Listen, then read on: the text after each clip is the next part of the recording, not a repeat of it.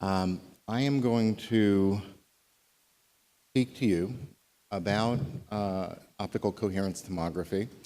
And I'm giving two lectures this morning.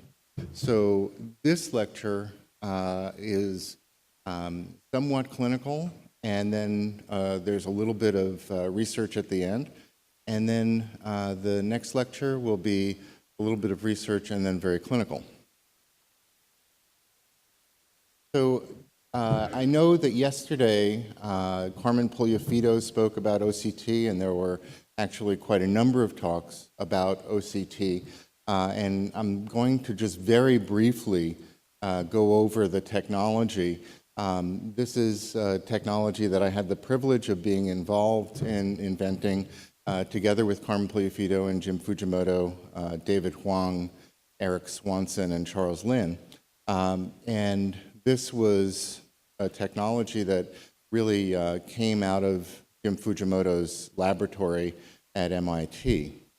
So what is it? It's basically an interferometer. So this is a simple technology that's been around for over 100 years, invented by Michelson, and it is a light source, and the light is divided and goes to a mirror on one side, and then to the eye on the other side, and then the lights are recombined at the splitter, and then aimed at a photodetector. So because what's called the coherence length of the light is very short, you only get a signal for a minute amount of time. That minute amount of time is what tells you where in the tissue the reflection is coming from. So you get very high resolution because the signal is only present for an extremely short amount of time, and that way you can tell where the reflections are coming from along the length of the beam. That's how time domain OCT works. And time domain OCT was the first form of OCT that was invented and developed. And this was the technology we used for all the initial fundamental studies with OCT. Now, the way that you knew where the, like I said, the reflection is what allows you, the short coherence length is what allows you to know where in space the reflection is coming from. But in order to know the whole length of the beam, a mirror had to move back and forth on that reflecting arm, that reference arm. And the position of the mirror is what tells you, how far the light has traveled. So in time domain OCT, you have a moving mirror, and you're collecting information at every pixel, and each pixel is measured in space. This was the initial unit, which was developed at MIT Lincoln Lab. This is called the breadboard unit, and this is the unit with which many of the initial studies were done. And it was built by Eric Swanson and Michael. He is the person who wrote all of the operating and analysis software for that. Michael is now a retina specialist in California. And David Huang, who I mentioned earlier, is now a corneal specialist in Oregon. And Jim Fujimoto is still at MIT. This is the prototype that we used in all of those studies that I mentioned. I should mention also, by rights, that the invention of OCT actually took place when Carmen Pugliafito and I were at Mass Eye and Ear, and David Huang was an MD PhD student at Harvard and MIT. I was a fellow, and Carmen was running the laser lab at Mass Eye and Ear, but all the clinical studies were done after we had moved to Tufts University. So we went from that prototype to commercializing the device. And what I mean by commercializing is that Zeiss bought the patent rights or licensed the patent rights from MIT and Harvard, and that allowed the technology to get into your hands. So otherwise it would have been an interesting laboratory curiosity, but if you don't commercialize an invention, it never gets used on patients. And so the invention was acquired by what was then, I guess, Humphrey Zeiss. And then over the years, until we got to Stratus, the technology actually almost died twice during development. So they were going to kill the project a couple of times, and kudos to Carmen Puliafito, who actually convinced them to keep it alive during that process. It wasn't really accepted as a clinical tool by ophthalmology until really the Stratus was introduced in 2002.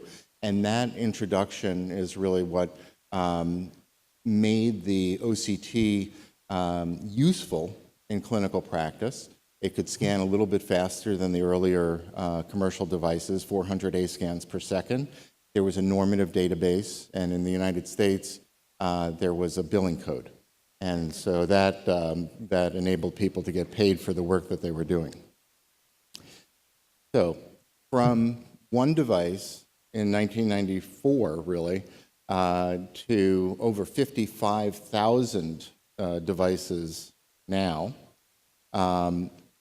we have seen an explosion in the development and use of OCT, and we're now using it for clinical decision-making in multiple different areas of ophthalmology, and it continues to evolve rapidly. In terms of the technology's value to the economy, you see here the contribution that OCT is making to the economy. It's expected to reach almost $1 billion, really over $1 billion by 2019 as a market. And so this is something where investment in basic science by the National Institutes of Health and others have resulted in a technology that employs many people and is robust for the economy, as I said. Well, where are we now? Most of us are using spectral domain OCT as opposed to time domain OCT. The difference is that spectral domain is much faster than time domain, and it allows us to gather more information, therefore, in a much shorter amount of time, enabling 3D imaging. The way that this works is very similar, almost exactly the same as with time domain OCT in concept, but in practice, there's a stationary mirror instead of a moving mirror, and you know where the reflection is coming from in space, not by the position of the mirror, but by the frequency or wavelength of the reflection. So you get, you create a spectrum, and that spectrum is telling you where in space the reflection is coming from. In this way, you can gather all of the information in an A scan simultaneously instead of having to acquire it pixel by pixel. There are some disadvantages of spectral domain OCT. These are not major disadvantages in clinical practice. I mentioned them just, out of the fact that they're actually there. But it is technology that enables us to do imaging with much better precision. It is also, because of the way the commercial technology is developed, somewhat higher resolution than the time domain. So time domain was about 10 micron resolution, and with spectral domain, we're talking about maybe 5 to 7 micron resolution. This is an example of some of the early high-speed imaging. So we're collecting B scans at 50 frames per second. and you can see blood flow in these vessels. As I mentioned, you're collecting the information and you're measuring where the reflection is coming from in space by the spectrum or the wavelength of the reflection. And here you can tell where the object is by the frequency or the wavelength. This is another high-speed OCT, and you can see here the pulsations of the vessels on the optic nerve. This is courtesy of Jim Fujimoto. Okay, let me tell you about a case. This is a 68-year-old woman. She had normal pressure glaucoma. She had had laser for her glaucoma treatment. She had conductive keratoplasty. That tells you how long ago this patient first presented to me. She had conductive keratoplasty in her left eye, and she had early cataracts. You can see that her pressures aren't bad, and let me show you what her discs look like instead of just describing it. So this is the disc in the right eye, and the right eye was relatively healthy and didn't really change over time in this 13-year montage. And here's the left eye, and you can see in the left eye that in fact there is an inferior focal defect in the nerve fiber layer. And it wasn't there, or you couldn't see it at least, in the year 2000, but by 2006, the defect was obvious. And perhaps it's changing over time. You can see an inferior notch in the optic nerve, but it's a small disc. And so you might miss that if you were just quickly observing the optic nerve head. And perhaps that notch gets a little bit larger over time. And let me show you what the red-free images look like. It's a little bit easier here to see the focal defect in the nerve fiber layer, and that is at about 5 o'clock, and you see that dark area moving out towards the macula, and it widens as it gets further away from the optic nerve head, and this is a typical nerve fiber layer defect. Nothing like that present in the right eye. These are the visual fields from 2000 until 2015 in the right eye, and there is no change, no significant change in the visual field in the right eye during this 15-year period. In the left eye, you can see that there's some variability in the field, but the central scotoma that really is present in 2006 doesn't really change much during that time. Another way of looking at the visual fields is to look at the change over time with the software that is available in the perimeter. So these are Humphrey visual fields, and what you're looking at is the visual field index. That's a global parameter that you can use to see if there's change. The visual field index really is not changing much in either eye, although in the left eye, you can see that there's more variability over time, which is typical in glaucoma.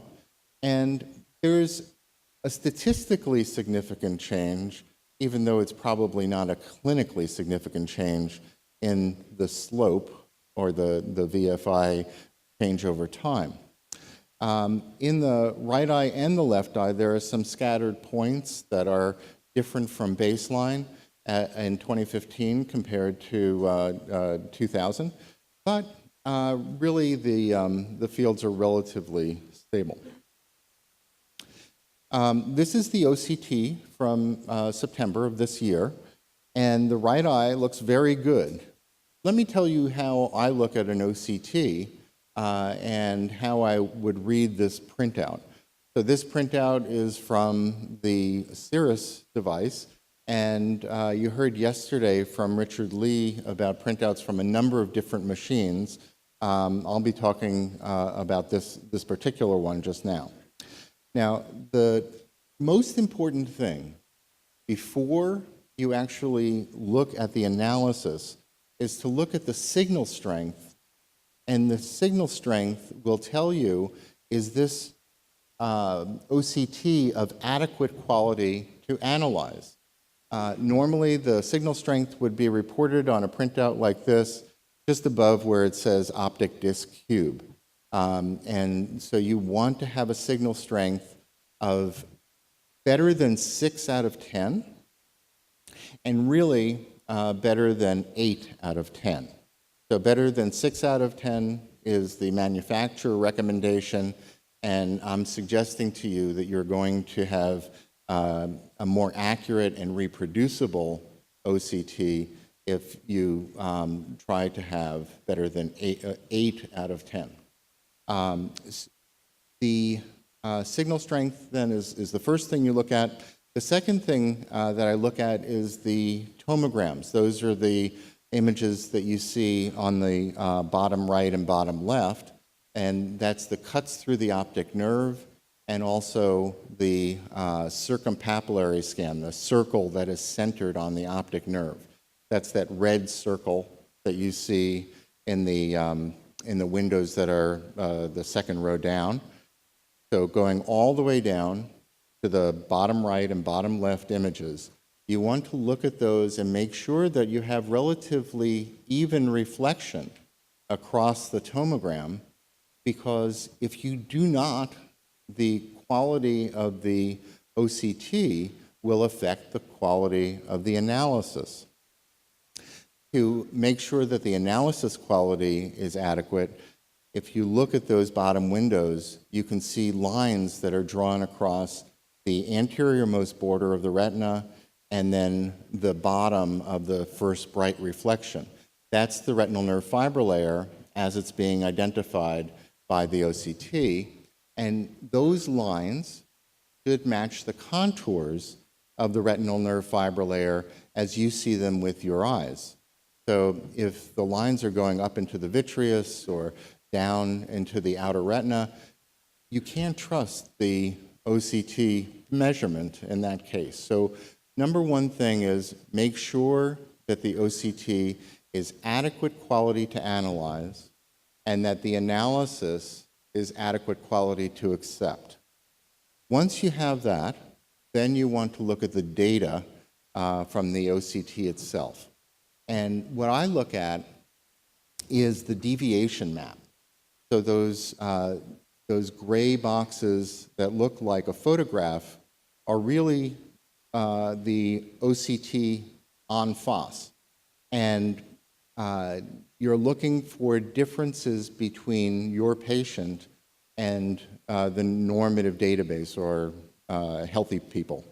And in the right eye, you can see that there's no difference between this patient and a healthy eye.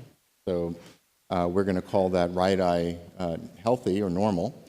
And in the left eye, you see that there's an abnormality right where we saw the focal nerve fiber layer defect. And so OCT has identified this abnormality. Sometimes on the OCT, as Richard Lee mentioned yesterday, you will have artifact, what Richard Lee called and calls red disease. Here's how you avoid making a mistake with red disease. Red disease is where abnormalities are identified anywhere, haphazardly, in the deviation map. One way of making sure that what you're dealing with in glaucoma is to look at the location and shape of the abnormality on the deviation map. So, is the abnormality appearing where you would expect a glaucomatous defect to appear? Is it superior and inferior, or is it nasal? And then, does it have the shape that you would expect a glaucomatous abnormality to have? Does it have this arcuate shape, either broadening or not, as it moves away from the optic nerve head?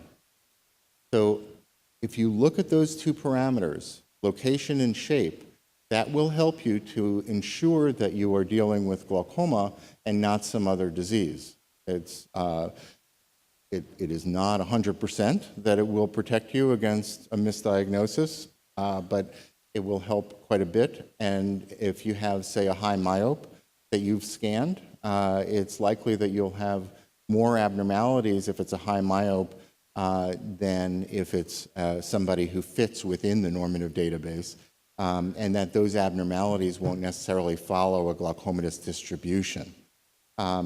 So you want to look at the deviation map. And then I like looking at the retinal nerve fiber thickness profile, which is that thing that looks like two mountains right in the middle of the printout. And there is a solid black line and a dashed black line, and those lines represent the right and left eye, respectively. And the green band in that two mountains is the normative, well, it's the 5th to the 95th percentile for the population of a person the age of the one who was scanned. And so you would like to see your patient fall within that 5th to 95th percentile. So here, you're also looking at the shape of the RNFL thickness profile, and does that shape conform to the rest of the population? If it does not, then you have to wonder if the patient that you're dealing with really has glaucoma, even if their RNFL thickness profile falls within the green band. Okay? You can be in the normal range and still be abnormal. And Richard Lee, again, he mentioned that yesterday, and looking for progression within the green band. So you're still being called normal, but you are also having change. Those are the main things I look at. I also look at the mean or average nerve fiber layer thickness. That's the first set of boxes on the top in the middle. And the rest of the numbers, I don't really look at very much. Some people like to look at the quadrants and the clock hours. That can be helpful. But really, the parameters I just mentioned are the parameters that I personally use. This is the progression analysis, again, on the Cirrus. And the progression analysis allows you to determine whether there is a statistically significant change in your patient. And it is analyzing the nerve fiber layer, and it is also analyzing the optic nerve head, the cup to disc. And so in this case, what we see is that there is no progression occurring in this right eye over time. And on the progression map, you have what's called the heat maps on the top, and then you have the deviation maps. But in this case, they're not showing you the deviation from the normal population, but rather they're showing you the difference between today and your baseline exams. So it's an event-type analysis like the GPA. And then the graphs on the lower part of the printout show you whether or not there's change in the mean nerve fiber layer thickness, and also whether there's change in the superior quadrant or inferior quadrant. And the middle left graph shows you whether there's change in the cup to disc ratio. On the bottom left, you have the RNFL thickness profile from the two baseline examinations and then from your examination that particular day. And you can look for whether or not there has been a change or a drop, and whether it's focal or global. Very often you'll pick up a focal change in an area that's about to or beginning to progress. On the right-hand side of that slide, you see the progression analysis as well, but now all the quantitative data is being shown. And the first few columns under the data are really what I use on that printout. And so I'm looking at the mean overall nerve fiber layer thickness, the superior and inferior quadrants. And one other nice thing is that you can have internal confirmation of change if you have change in the nerve fiber layer and also in the optic nerve head. So on this printout, you have neuroretinal rim, you have cup to disc, and you have the linear cup to disc and vertical cup to disc. And so you can use the cup to disc and the neuroretinal rim to confirm change that's detected in the retinal nerve fiber layer. It doesn't mean that if you have RNFL change that and no optic nerve head change, the change has not occurred, because the optic nerve head can be less sensitive for change.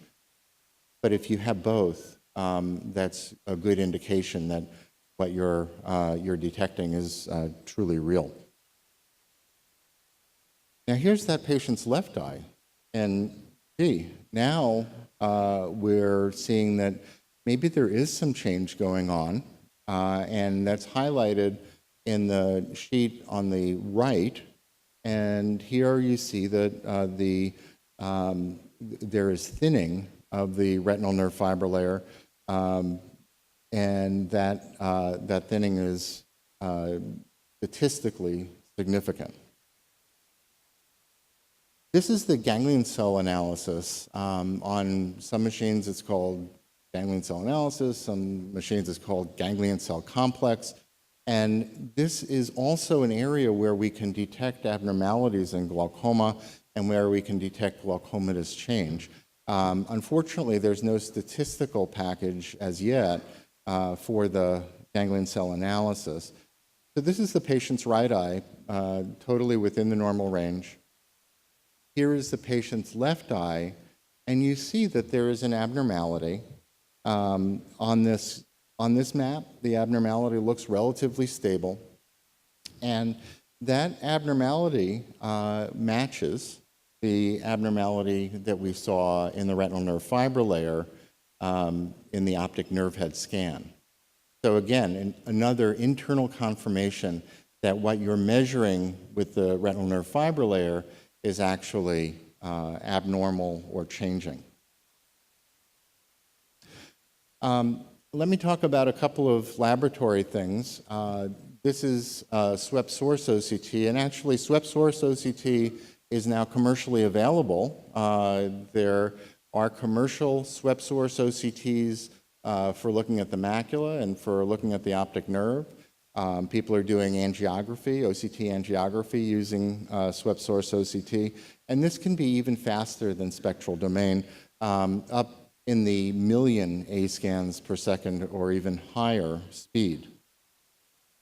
Swept source, again, is using the wavelength to detect where in space your reflection is coming from, just as spectral domain does, but the way that that technology is creating the spectrum is by sweeping across the spectrum with a laser, as opposed to splitting the light with a grating and using a spectrometer. There is new technology called VEXEL laser that allows you to have a very deep OCT, so a long OCT from the front of the eye all the way to the back of the eye. And this is pretty new, and it is something that is being done by Jim Fujimoto's group at present. The VEXEL technology can go quite fast as a swept source unit, and here you can see the density of scans that you can achieve within a given amount of time and the quality of the images on those scans. This is an example of wide field imaging using high speed, and also by taking vertical and horizontal OCT scans and then combining them, you can account for motion artifacts. So you can register the scan so you don't have movement artifact in either a large field, a wide field, or a conventional OCT. And that is also work being done by Jim Fujimoto in collaboration with a group in Erlangen.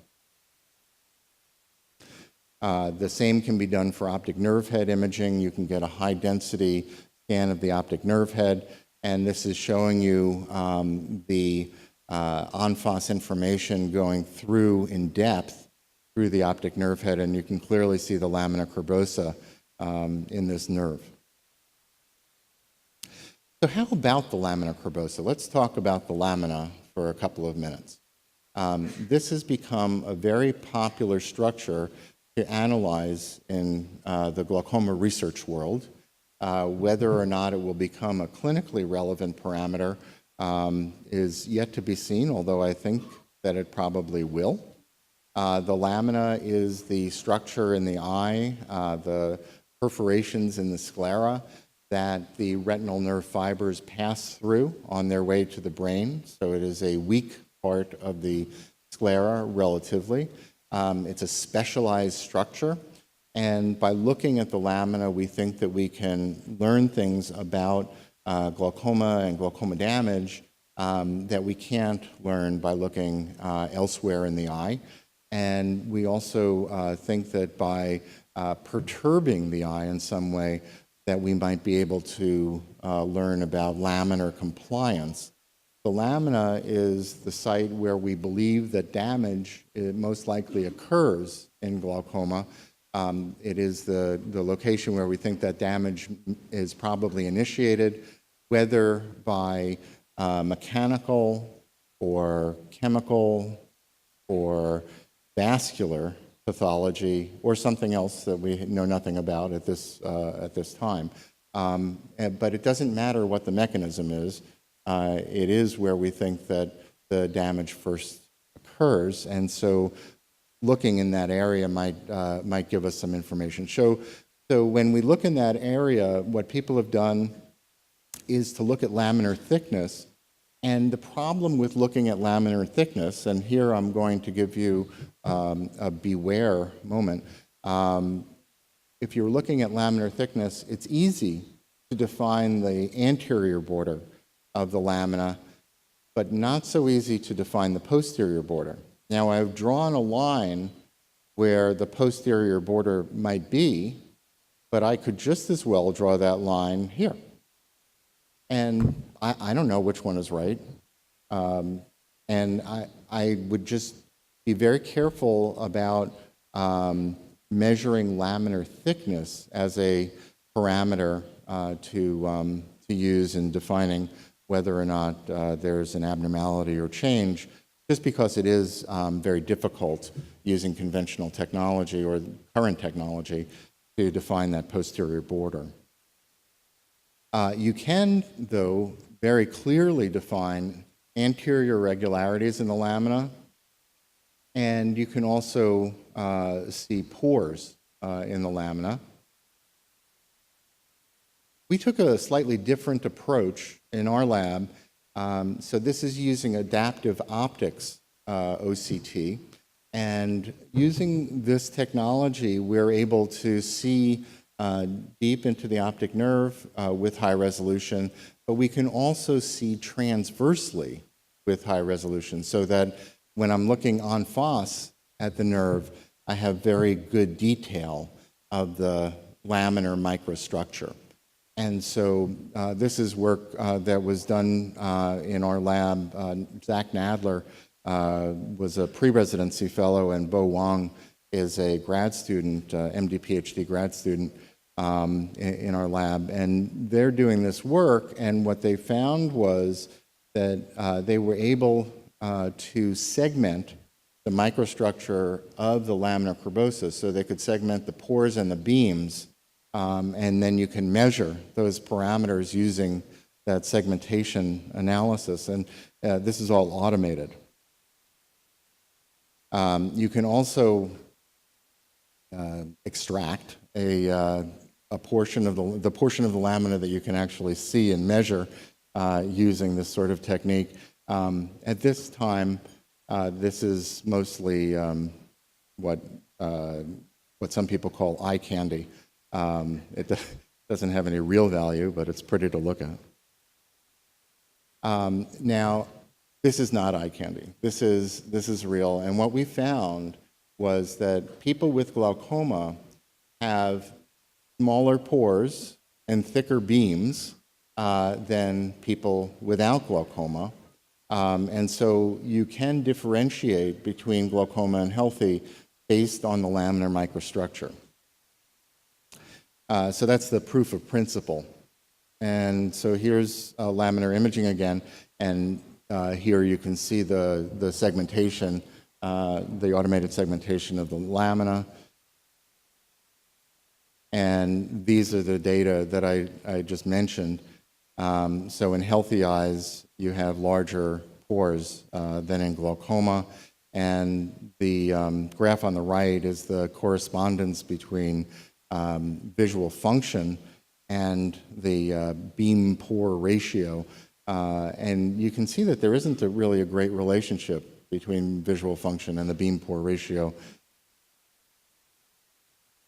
But what we did was then to look at the variation axially in the pores. So what's the variation in pore diameter as you pass through the lamina cribosa? And now there's a much better relationship.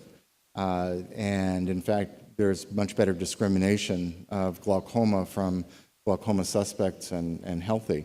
And so we think that what we're calling tortuosity may be a relevant factor in this analysis, and also may be one of the pathologies that we're seeing in glaucoma. Whether it's a result or a cause, we don't know. But this variation in the size of the pores as you pass through a given panel may be relevant. The other thing that I wanted to mention is looking at the lamina is important because while we, for a century, maybe longer, have thought of glaucoma as being a disease just of the eye, in fact, it's not only related to eye pressure, but rather eye pressure and the pressure in the fluid around the brain.